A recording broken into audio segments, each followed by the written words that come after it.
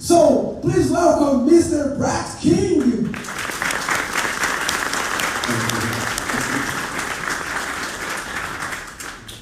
It's great to be here. I'm going to try and blow your mind a little bit to take you 30 years into the future, to give you the context of where data and intelligence sits in the world of the economies of the future, and how this is going to change the way we think about everything. So let's try to do this. Okay, good. Oh, sorry, that's my bad, guys. Hit the wrong button. If you guys can hear that. Okay. So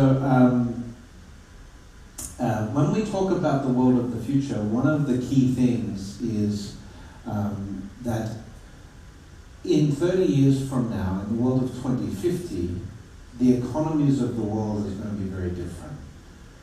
The economies of the world are going to be based on artificial intelligence, data, technology. This is how we'll differentiate. So when we think about these smart economies of the future, what makes an economy successful? Well, it's not necessarily in the past, like in Brazil and Australia, where I am from, the ability to pull natural resources out of the ground and convert them into product is not necessarily going to be the key element of differentiation. But the intelligence behind your economy, how you use data, how you become more resource efficient, this is how you will separate yourself from other economies. How efficient you are as an economy. So the way we measure economies today, we use things like GDP and employment levels and inflation. We're talking a lot about that now. But in this world of the future, economies are competing based on how they're using data and how they're using technology to become more efficient. Sustainability becomes very important in this world of the future because of climate change. The way we look after citizens becomes important because now, as autonomous algorithms and robots take more jobs from humans, we have to see that the economy can look after people that don't work full-time anymore, because now the economy is highly automated.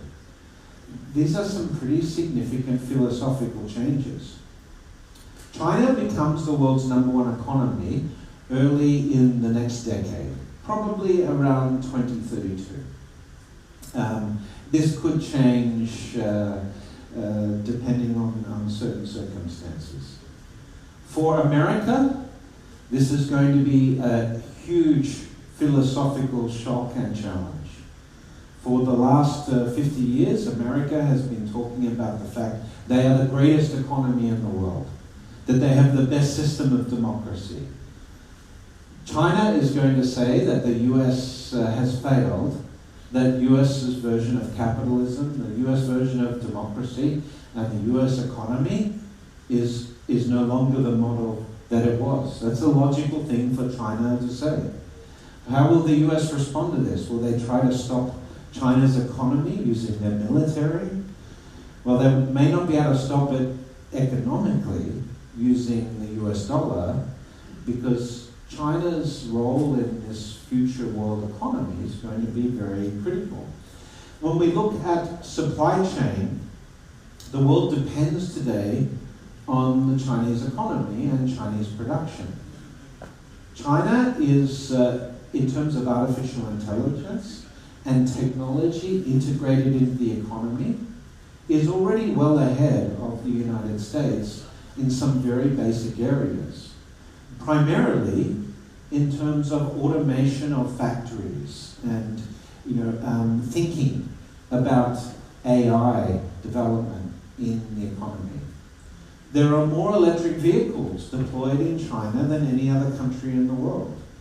They teach artificial intelligence at grade school to their children. The United States, you cannot specialize in artificial intelligence in education until you get to college. And then you must pay huge amounts of money to go into the American education system. In China, its access to this education is free. For every one PhD STEM graduate, this is science, technology, engineering, math, for every one STEM PhD graduate the US produces, China now produces 5. So China is a much smarter economy moving forward in this future play. As part of this, they've already started to digitize money. The central bank digital currency that they have launched in China, they started experimenting with 8 years ago in 2014.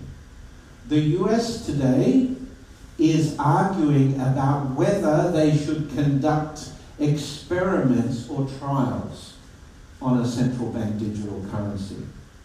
Why is China so far ahead of the US in digital money? Because the US realizes that shifting to a central bank digital currency will destroy the strength of the US dollar that they currently have. And this is a quandary for them. The US dollar is today the world's reserve currency. If they start to experiment with CBDC, this changes the rules of the way we think about the economy. China doesn't have this risk. And so already we see $83 billion of this currency in dozens of cities, 5 million merchants using a digital wallet and digital currency. But when you combine China's investment in infrastructure and Belt and Road, this gives you a very different picture. This is the Belt and Road initiative that China is building for the next generations of supply chain and for production. This is to attract businesses and investment into China, but also investment going outside of China to support China's supply chain and economy. They've invested heavily in ports and airports and roads in Africa, in Nigeria, Lagos, Kenya, Nairobi, places like this. You can see they've spent over $8 trillion today already on the Belt and Road. The US has just passed an infrastructure bill where maybe $2 trillion will be spent on US infrastructure. So even when it comes to the future of supply chain, China is outspending the US significantly. When you combine the central bank digital currency with the Belt and Road, China can now enforce you must use the CBDC to trade with China on this automated supply chain using the smart contracts. Because in highly autonomous societies that run based on artificial intelligence and these smart contracts, you can't use US dollar because it's not programmable. The economies of the future must be programmed. They must be smart. The US dollar is a dumb dollar. It has no data equivalence except for a balance in an account. You can't program it in the way you can with CBDCs.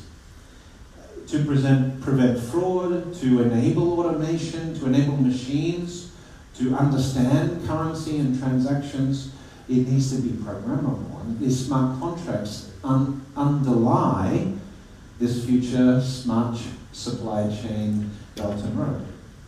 So this is China's plan to remove the dominancy of the US dollar. Now China has been very clever about their language on this. They say, well, no, this is not the intent of the CBDC, but it is technically possible. So what they're saying is, this is what it is being designed for, but they don't want to come out and say it directly. So this is part of their intent. So by the mid-2030s, we expect to see CBDCs competing with old world money side by side. But remember, autonomous societies of the 21st century, highly automated societies, must have smart contracts, therefore must have smart money, which is programmable.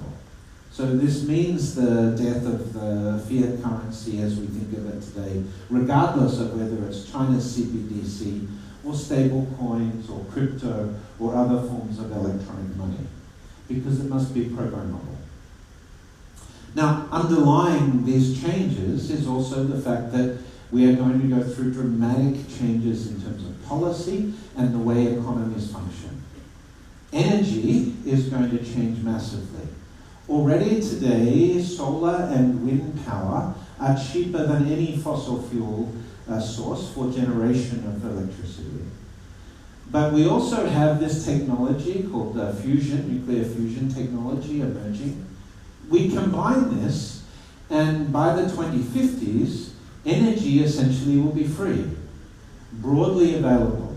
This is very important to powering the development of 21st century economies, because even the computing requirements for things like D-Wallet and the metaverse and CBDCs require us to use a lot more energy to support the computing power. So we have to have an energy revolution to have 21st century economies that are highly automated. So free energy becomes critical. Now this changes the way we think about energy systems. So we need now distributed energy systems, not like the way we think of energy generation today, where you have a power plant and you have the network and you deliver the electricity. Now we have to have electricity distributed. We have to have energy storage for renewables because the sun doesn't work at night. You know? There's that old joke about the Irish astronaut, you know. He's going to go to the sun to do, and they said, but how can you go to the sun? It's going to be very hot. He said, it's okay, we're going at night. You know, but in Australia, we have seen, this is a battery farm, now 330 gigawatt battery farm that has been deployed by Tesla and has been very successful. But we are going to have battery storage and a generation like solar panels distributed throughout our communities to change the way we think about energy systems. So some systems in the 21st century become decentralized, but other systems built around data need to become both more centralized and in some ways also decentralized. If you've been following the crypto boom over the last few years and the recent collapse, you hear a lot of talk about decentralization. The whole purpose of blockchain and Bitcoin was decentralization. And this is very important for distributed systems like energy systems. But when we talk about healthcare, this data role becomes very critical. So the D-Wallet that we're talking about, this infrastructure, your ability to own your own data, but also share critical data with other parties becomes important. So in the healthcare industry, our ability to imagine new solutions to diseases requires lots of data. And our computer modeling and simulation of the genome and effects of new compounds on the genome requires very big, supermassive data sets. This is where AI will thrive. So in a system like America, where you have lots of these different healthcare providers and they have all of this data within their organization, or in the banking system where you have data that is not shared, these systems are going to be very inefficient in the 21st century based on artificial intelligence. You need data sharing of critical data like DNA. But you have two ways we can look at DNA. Aggregate data, which just shows us lots of data, or personal data, where we look at your own DNA and now start to analyze possibilities. Like if I give my DNA to an insurer, they have two choices. they can now say you don't qualify for insurance because I see in your genome you have a risk of these diseases. Or your insurance policy price will go up. Or they can say, here is gene therapy which can remove Parkinson's and Alzheimer's or cystic fibrosis or breast cancer or other diseases from your genome, like editing a software bug. These are some of the technologies we'll be using in the 21st century. We are using techniques like now 3D bioprinting. We're using 3D printers to create new organs using stem cells and cells from patients. So when you do an organ transplant, you have no rejection.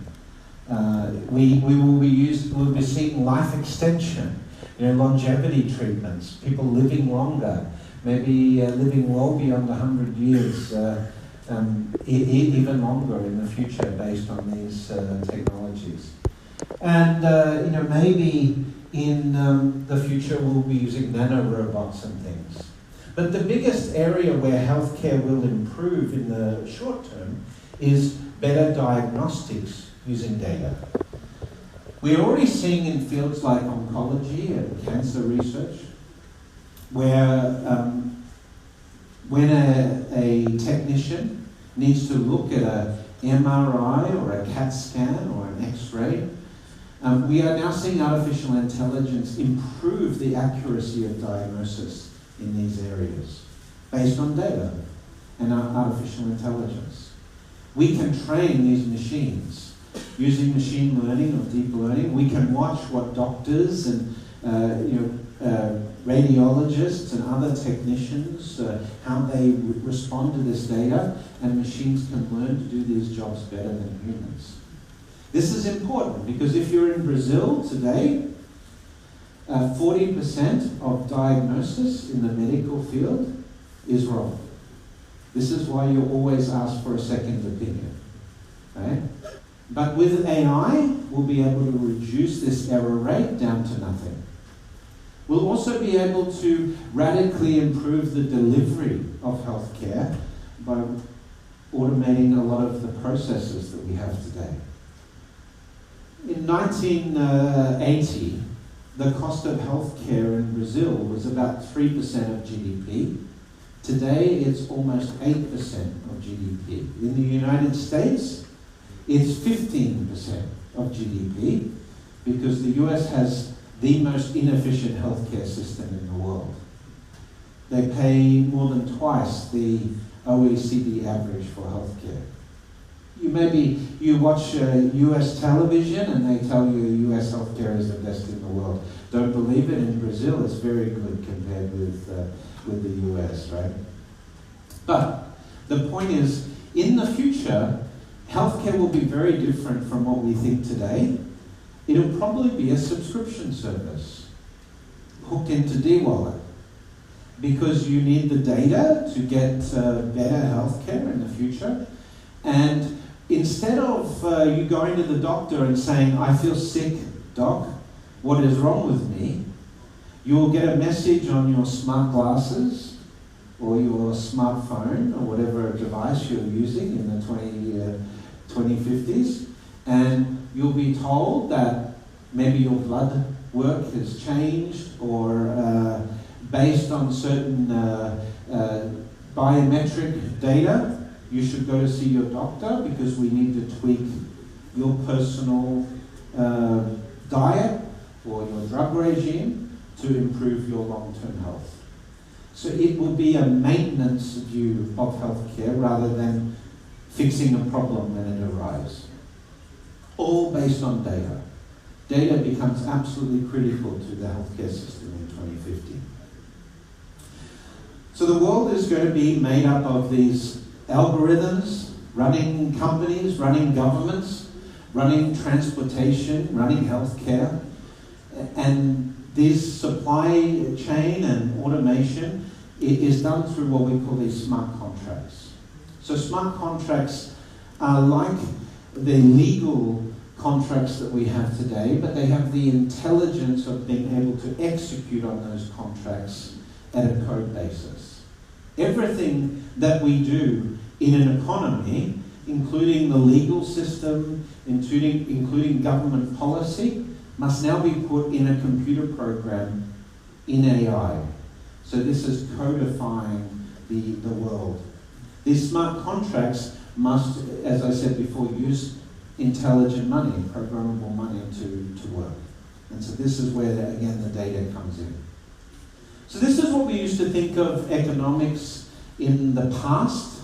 This is classic supply and demand, Adam Smith from 1776. And you can see what happens is when a product it increases or service increases in demand, we have to increase the supply of the product. How do we do this? In today's economy, we employ more people in the factory or in the business with this objective to try and reach this equilibrium. So this is the way we have thought about economic value for 200 years now. Demand goes up, more people work to produce more goods and services. But in the 21st century, based on automation, it doesn't work like this any longer. Because as demand goes up, you just increase processing cycles for AI and the algorithms. Yes, we'll have a few more people working to repair robots and things like this, but think about all of the truck drivers that disappear because of automation. Think about all of the technicians looking at x-rays and MRI scans that now disappear because of automation in healthcare. In any industry that you can think of, we're going to be requiring less humans in these highly autonomous societies. So this brings us the issue of how we're going to deal with this in the future. If we don't have something like universal basic income, the displacement of human workers from this technology will create social fracturing, riots and protests and so forth. So when you hear of these entrepreneurs like Bill Gates, Zuckerberg, Richard Branson, they all talk about UBI or universal basic income as being inevitable because they are trying to design companies and economies that eliminate humans from the workforce right now. That is how we have today 9 of the 10 largest companies in the world are technology companies. The value of those companies is because they produce more profit per employee than the big companies that we had in the 1960s and 1970s, which were based on pulling resources out of the ground and converting them into usable material. But in the 21st century, all of that is highly automated. So we need to think differently. Because in today's economy, your value as an individual is how much work you do. And how much work you do and the type of work you do is how much money you get. But if you can't work because the economy is automated, then how do you live? Well, some people will own the assets and the data that drives the 21st century economies, and they will be very wealthy from that. I'm sure Andre and Fernando, you do very well out of DrumWave, but the rest of us working, what's going to happen? Well, maybe we have UBI. So this is a problem philosophically for how we think of the way economies work. So this could also be the end of what we think about capitalism, because inequality is going to be a huge problem in the 21st century. Climate change is going to produce some side effects that we have to address. Food scarcity is a big problem in the 2050s. It's not just the fact that today, if we look at food production, we have to support maybe 10 billion people by 2050. But half of our, 40% of our farmland we have lost over the last 50 years because of global warming, pollution, soil erosion, and these factors. So we have less farmland today than we had in the past.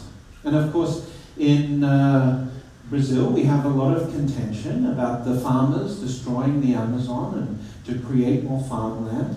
This is part of the effect we have today of less and less usable land, or arable land as we call it in English, for farming.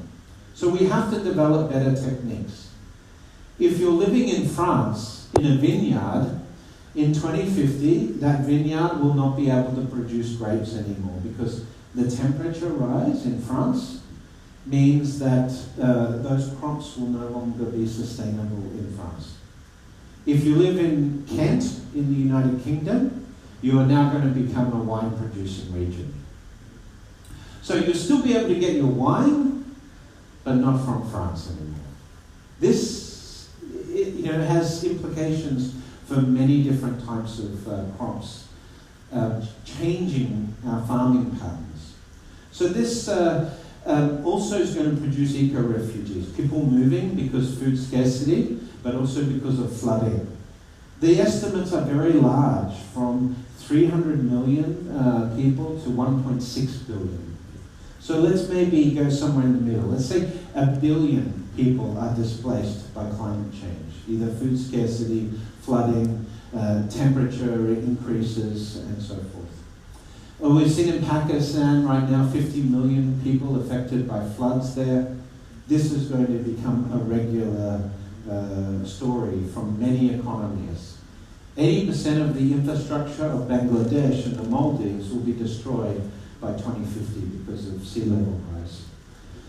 Miami will be the #1 city in the world affected economically because of sea level rise. And right now, if you listen to politicians in America, they have absolutely no plans to do anything about Miami being the #1 city affected by climate change.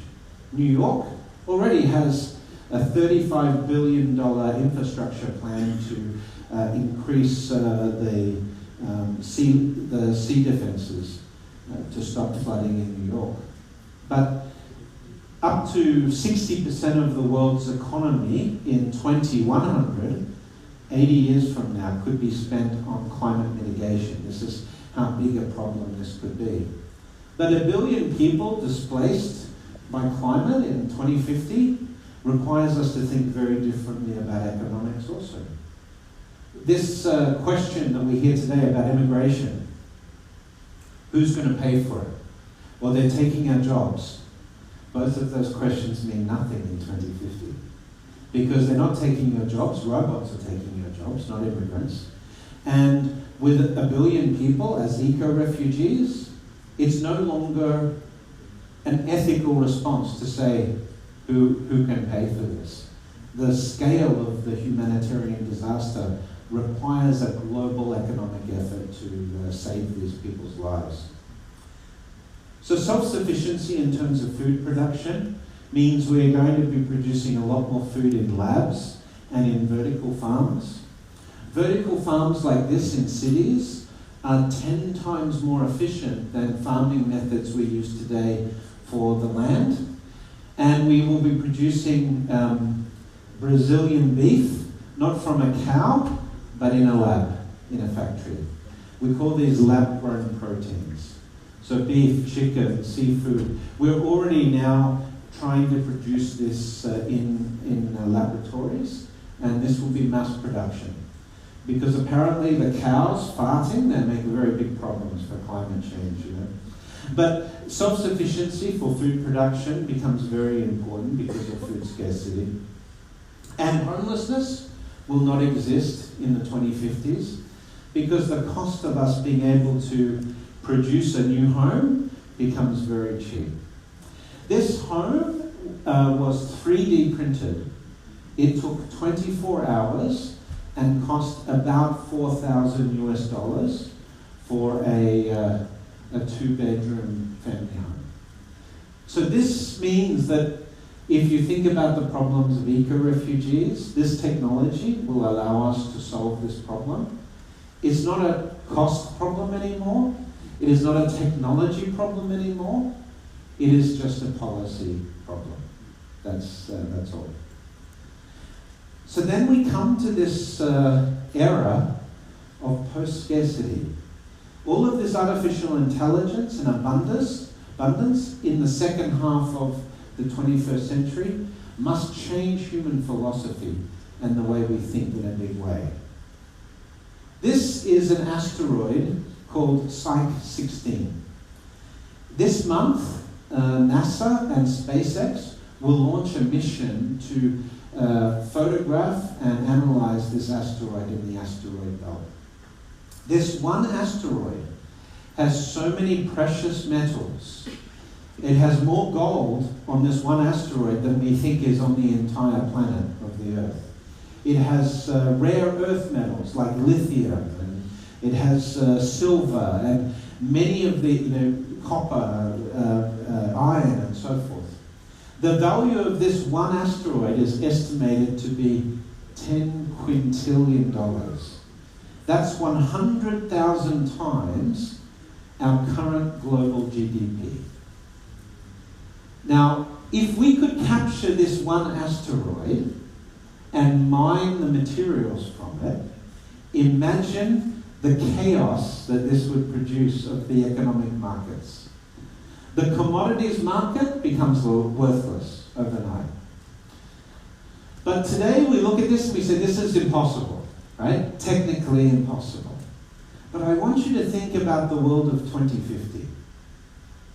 We are already talking about going back to the moon. China and Russia, the United States are all talking about setting up moon bases in the next few years. Artemis, which is NASA's program, should launch in the next few days for their first mission to go back to the moon. Now, once we have a base on the moon, we have access to resources on the moon. We call this in situ resource utilization. Shackleton Crater, which is the big crater at the south pole of the moon, has enough water to support a colony on the moon for the next thousands and thousands of years. But this water could be used to produce fuel, and this means that if we could launch missions to the asteroid belt from the moon at a fraction of the cost of what it costs us to launch missions from the Earth today.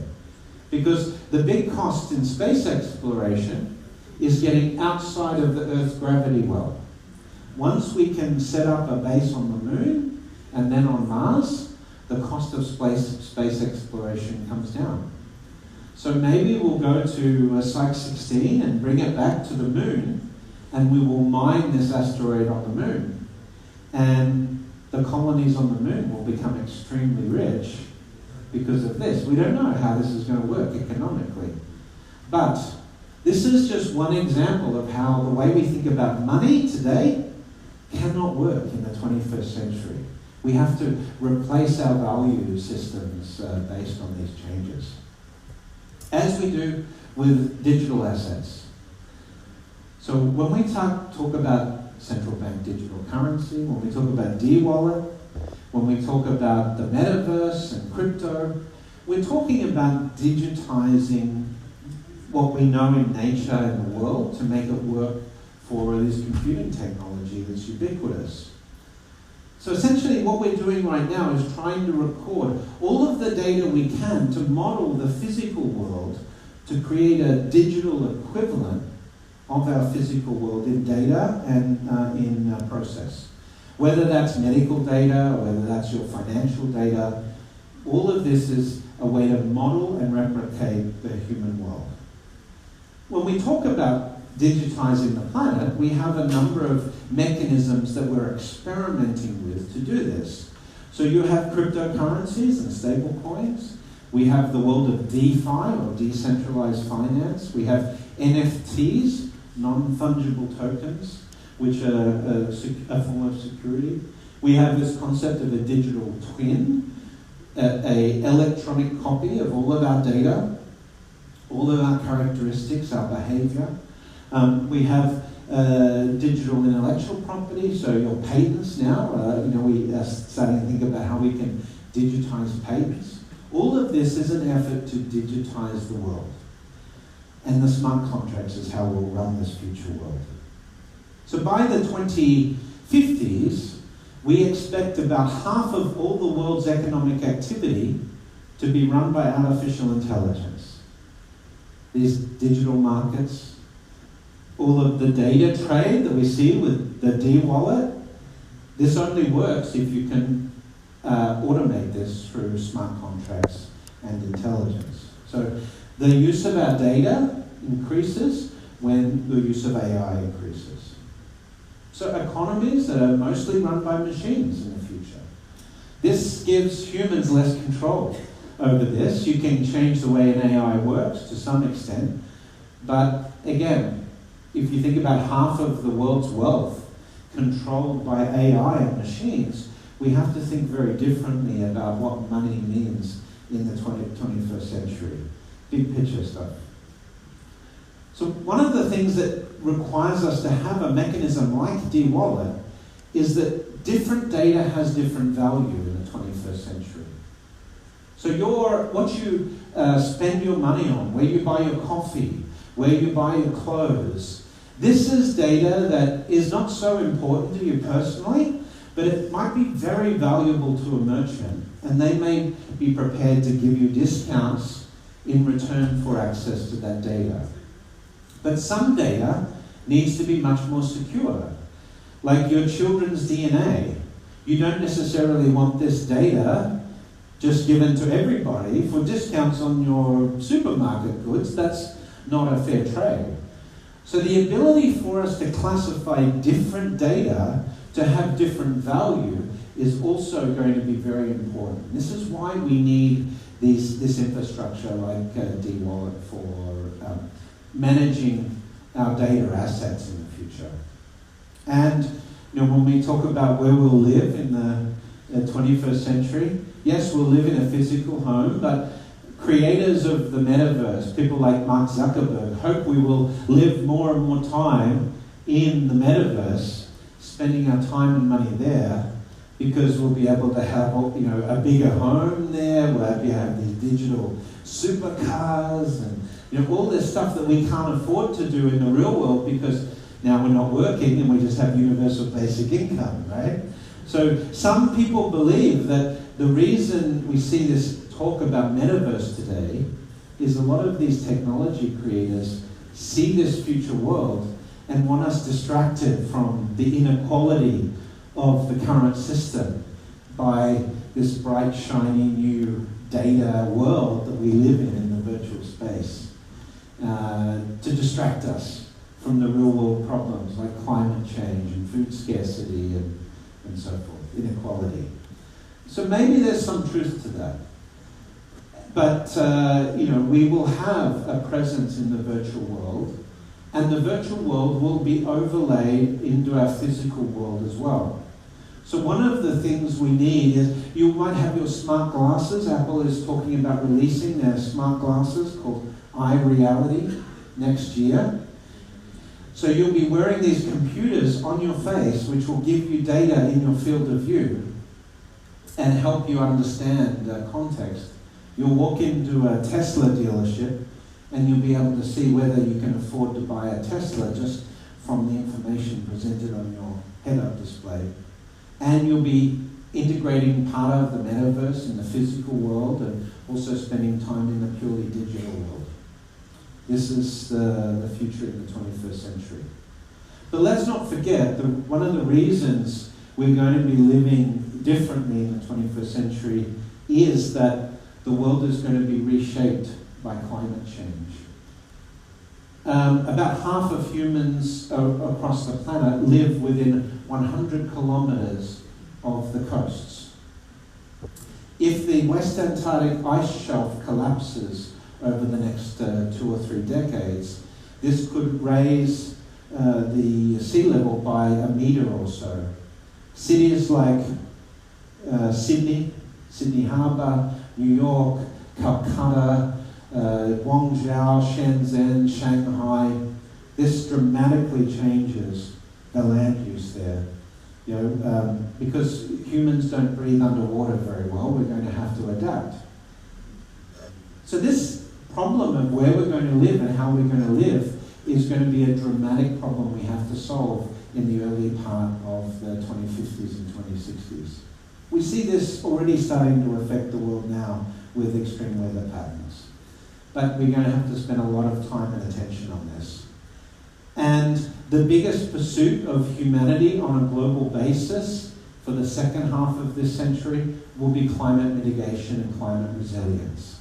Making our infrastructure climate-proof, building these seawall defences to protect our assets and property, moving cities from one location to another, renewable energy systems, so we redesign our energy grids, food production, all of this climate mitigation is going to be massive. The number one employer of humans in the future is going to be climate, and all of the associated effort with that. Carbon capture and so forth as part of that. So one of the ways we go to attack climate is trying to take carbon out of the atmosphere to reduce the effects of global warming. Now, we did this in the past, historically, by growing trees. And the trees would suck the carbon out of the atmosphere and act as carbon sinks. But we have to accelerate this. Planting 1 billion trees or even 10 billion trees may not be enough to lower the carbon in the atmosphere. So we are going to have to find ways to extract that. But this also presents opportunities because that carbon can be used to produce new types of batteries, new materials like carbon nanotubes and so forth. These carbon nanotubes could allow us to produce things in the latter half of the 21st century, like a space elevator, a cable that goes up into orbit where you can go on an elevator into orbit. It would take a few days of travel. But these are some of the technologies we'll be working on with these carbon-based technologies. Again, big effort for recycling. We will have companies that will be mining landfill to get precious materials out of landfill. It's a very different way of thinking about the economy and the future of mankind. And this is going to require different types of cooperation, requiring data sharing. If you want to stop money laundering, you have to share banking transaction data between countries and between geographies. Right now, this is largely unthinkable for central banks. Whether it's here in Brazil or in the United States, the concept that they would share American transactional data with Russia, this is ridiculous. But for us to tackle these problems of the 21st century, we're going to have to share a lot of this data. So governments are going to need their own D-wallet, right? Banks are going to need their own D-wallet because we have to think about these new ways of cooperating. You can't fix the problem of climate with a national climate policy. It's no longer going to be enough. 1 billion eco-refugees, you can't fix this with a local policy. It must be globally coordinated. So there's been some very interesting proposals for this. Kim Stanley Robinson, who's probably the greatest science fiction writer of our generation when it comes to climate and its impact, proposes a ministry of the future, a global body set up to administer climate defense and geoengineering to improve our response to climate change. But I'm not talking about a global government. The United Nations is not going to run the world with a global government. But we need global cooperation to tackle climate. Hopefully, this will bring humanity together. Over the next 20 years, we're going to have to go through some pain before this happens. Resource wars, potentially. Building these walls to stop immigrants coming in and things like this. This may be the short-term response to these problems. But very soon these problems become so big that we need, as a species, to attack this and tackle this. And that's really a big philosophical change for humans. At the heart of this is that data and intelligence will be automated and built into the world around us. Just like electricity is today, or services like the mobile phone today, we just take for granted that data access is available. But governments will have to be highly automated to be competitive in the future. So this means governments become what we call a DAO, a distributed autonomous organization. This was first proposed a few years ago by some of the crypto guys, and the first AI-based companies were formed using smart contracts. Now, it didn't necessarily work very well in the early stages. The first DAO was hacked and lost about $50 million, but the point is we need this core autonomous infrastructure for economies of the 21st century. So government becomes very small in the future based on automation. And we won't be electing officials like we have the election coming up here in Brazil shortly and the November election in the United States. We won't be electing officials to create laws and to supervise the government in the way we do today, because government will be AI. And the lawmakers, all they will do is build consensus from citizens to create new AIs that manage the government. It won't be representative government in the way we think of it today. So big changes philosophically there. These are the four scenarios that we modeled in our recent book called The Rise of Techno-Socialism. This is when we look at chaotic future versus a planned or ordered future, and economies built for the collective needs of humanity versus those that focus on more individualistic needs. So the United States and Brazil are more focused on individualistic needs today, but if you look at the Nordic regions like Sweden and Finland, they're more collective. We call them democratic socialist countries. But we have a lot of argument about whether climate change is going to affect the planet and so forth. The more we argue about whether climate change is real, the more likely it is that when it happens, it's going to create a chaotic future. If we don't plan for these responses, if we don't start investing in these climate mitigation responses, these are two possible futures. The same for artificial intelligence. If we don't figure out how human society is going to transition from today's systems to AI, we could also end up with crazy, chaotic futures. We could ban technology because all of the humans are losing their jobs. And we need humans to keep working. So let's ban AI.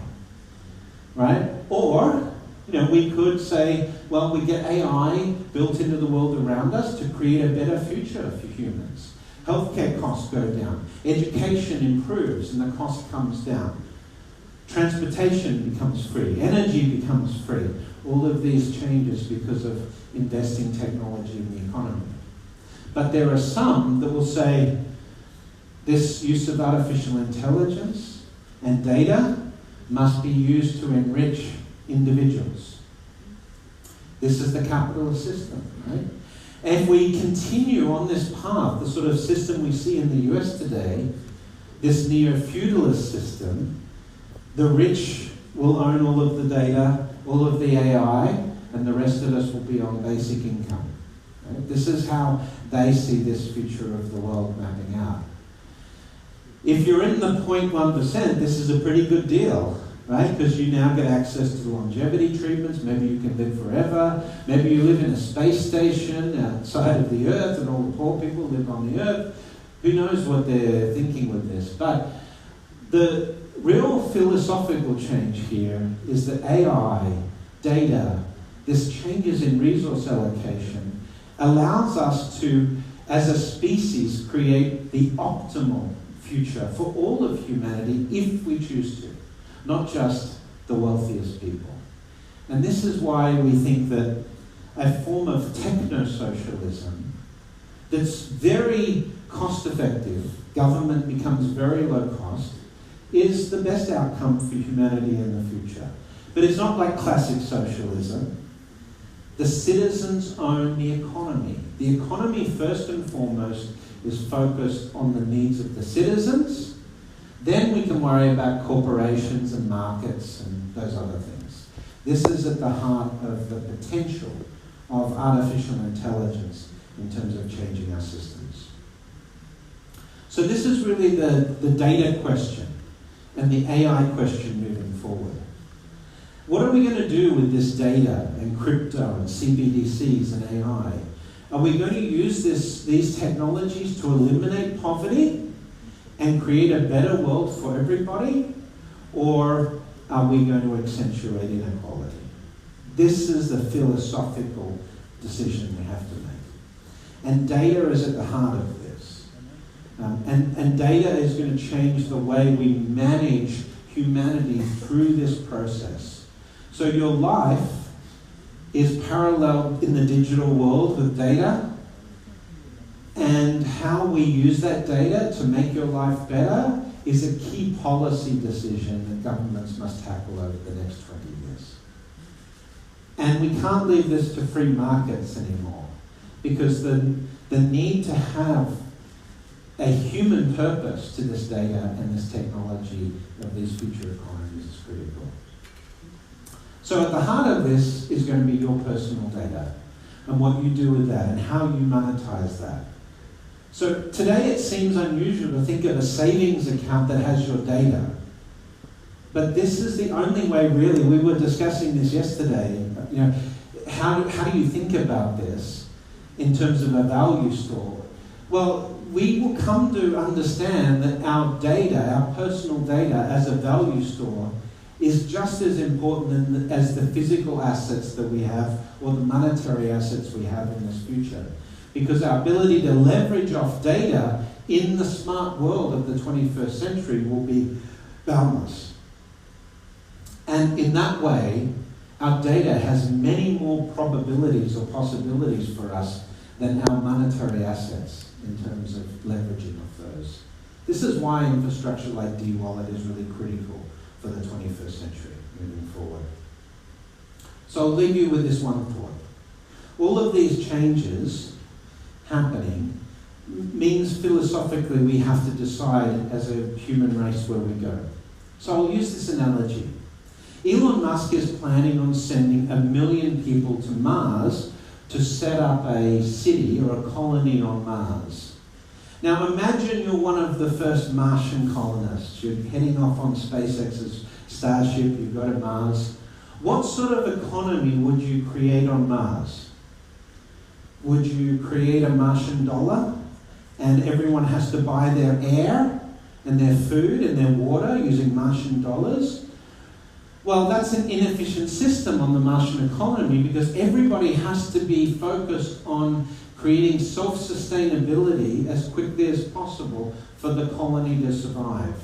If something happens on Earth and those starships that are bringing the food and resources stop coming, the Martian economy or the Martian colony has to be self-sufficient as quickly as possible. So this means money is not important. On Mars, survival is more important. And this could produce an economic viewpoint or a system of sustainable prosperity, where the entire Martian colony is geared towards producing wealth for the entire colony, the best survival, the best quality of life you can have using the resources available on Mars. Not to make them rich so they can go back to Earth and spend their money, but so if those who move to Mars are essentially, most of them are going to want to stay there and believe in this future of the human colony on Mars because it's an insurance policy against anything happening on the Earth, like an asteroid strike. But this requires a completely different philosophical thinking. The thing is, we could have this type of system here on Earth, but today we don't choose to because of capitalism. So that's the real question. Will the 21st century be the end of capitalism and a new doctrine for humanity produced by climate change and AI that leads us to the optimal future for humanity, which is a prosperous future for every human. I know it sounds a little bit like Star Trek, but this is the philosophical choice that is coming to us over the next 20 to 30 years. Big decisions that we have to make based on AI and climate change, inequality, and these changes coming. So I wanted to share this with you, and thank you for your time, and thank you, Andre, for the invitation. Hey! Thank you, Brad. I feel like the solution is to Jesus come back. He has to come back. Yeah. Jesus and say, people, love each other as he love you, and just do that.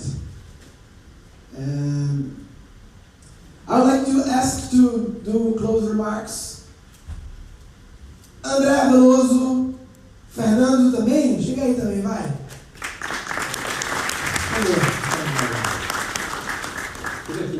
Vem. Aqui já chamou, já Chamei. protocolo, tá? Gente, só para fechar, queria agradecer a presença de todo mundo, dia chuvoso, São Paulo, colocar só uma ideinha a mais na cabeça de vocês. Valor e significado.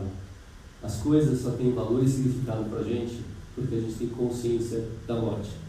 Máquina não endereça valor e significado.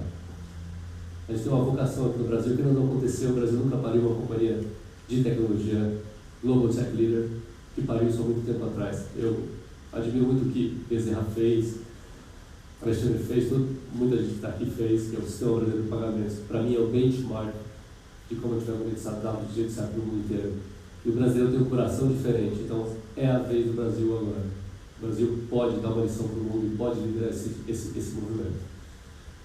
Queria convidar todo mundo para o dia 30, né? Vir aqui de novo, a gente vai ter a presença do presidente do Banco Central e a gente vai mostrar um pouco mais da arquitetura, um pouco mais do que a gente está fazendo e vamos fazer um pouco mais de disclose do que está vindo por aí. Fernando, você quer falar alguma coisa? Não, todos vocês vão receber um e-mail hoje, é o meu pitch de vendas aqui, né? Todos vão receber um e-mail hoje para fazer a reserva da conta pessoa jurídica ou da conta agente de dados. Preencham, façam o cadastro, respondam para a gente. No dia 30 aqui já tem mais novidade para vocês. Tá bom? Obrigado pela presença de todos. Obrigado.